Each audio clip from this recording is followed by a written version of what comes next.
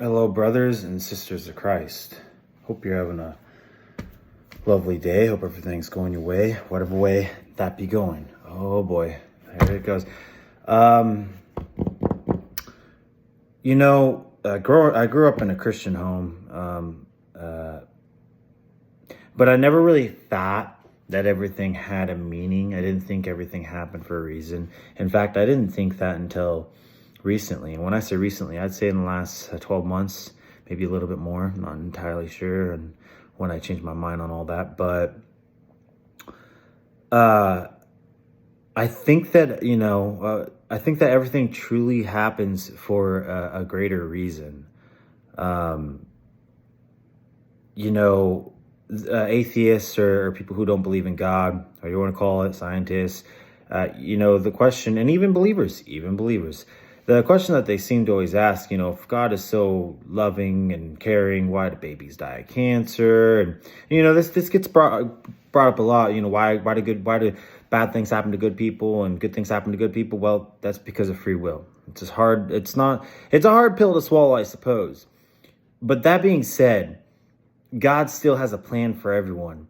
Though it doesn't make sense sometimes, like sometimes you really don't understand, it is all very essential. Maybe you don't understand why a certain scenario played out at a certain period of time, but maybe down the road, I get it. I understand why that happened. It all makes sense. And you know what? Maybe you never know. Maybe there's certain scenarios, certain things that happen in your life, and you just never get the answer. You never, ever get the answer.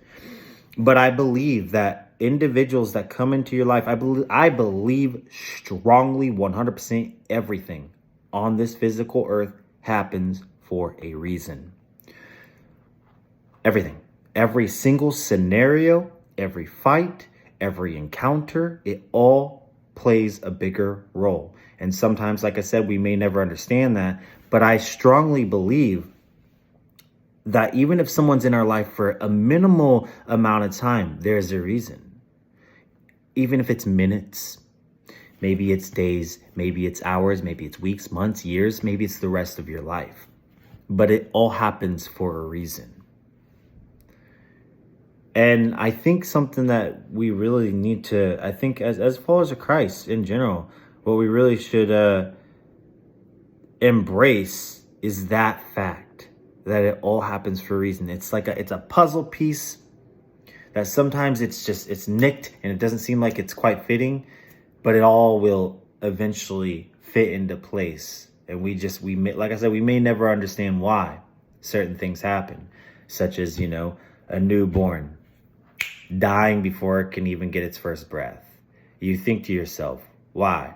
What could come out of that? There's so much that could come out of that. That could lay down a chain of events. Okay? So that being said,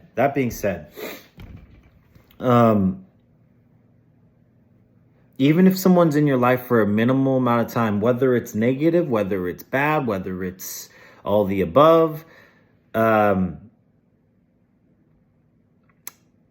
it matters.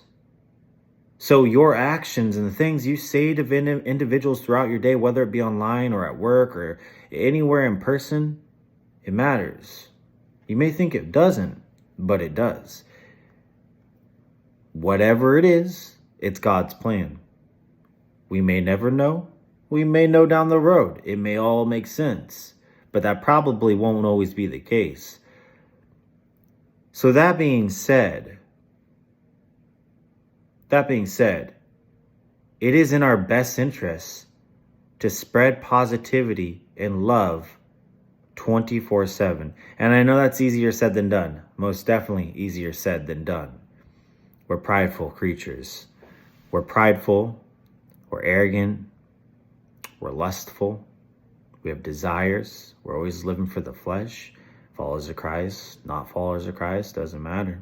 We still are. We still are a slave. Of course, through Christ, we can do pretty much anything.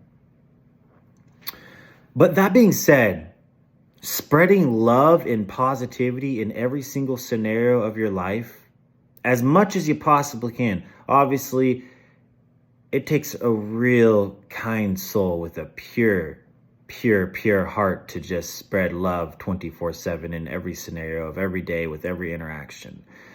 I will be the first to admit I can't do that. I absolutely wish I could. It's hard. Boy, is it hard, because we're supposed to love one another. We're supposed to love our enemies. We're supposed to love our neighbors. We're supposed to love the killers, those who commit disgusting acts. We condemn them. Wrath builds in our heart when we hear certain things, and we don't want to give mercy. We don't want to give them second chance. We don't want to give them any chances. We believe that they should be put to death. We believe that they should go to prison for the rest of their lives. Well, God doesn't see it that way. So why are we? Again, it's easier said than done, but I do strongly believe, because of individuals who have come into my life, even if it's for a short period of time, I believe in my heart that those individuals do exist. And I have seen them. I have seen them. Yeah, I don't see them behind closed doors, but you know what? My heart tells me that they're exactly the same way. I think it's a rare breed. I think it's a rare type of individual, but I think they exist. But that being said, even those who, we have our struggles, we all have our struggles.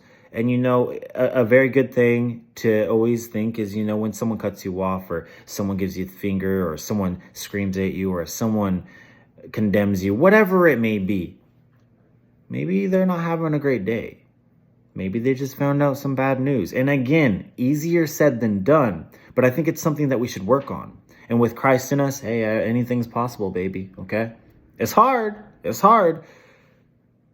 But portraying that out in the world as much as possible, I think that's a beautiful puzzle piece that's going to come together. Versus negativity. It's enough of that in the world. And we're all guilty. We're all guilty. I'm sure even the ones with the loving, pure hearts, though it may not be as bad as what we do, they may snap here and there as well, But it's sad. I mean, we,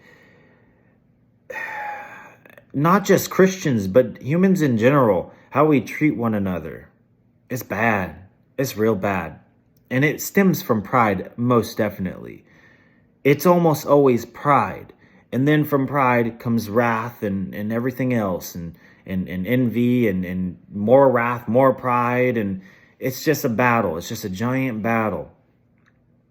So we need to discipline ourselves with Christ to work on that and think before we speak.